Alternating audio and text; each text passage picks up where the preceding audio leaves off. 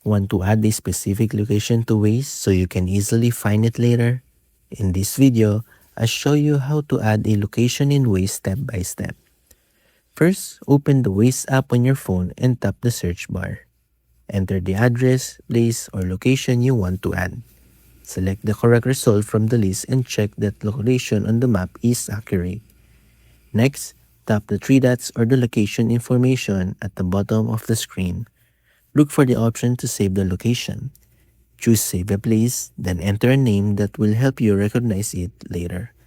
Once you save it, the location will be added to your saved places. You can access it again by opening the search menu and selecting your saved locations. If the location is not listed on Waze, you can also report or add a missing place through the app when the add option is available. And that's how to add a location in Waze.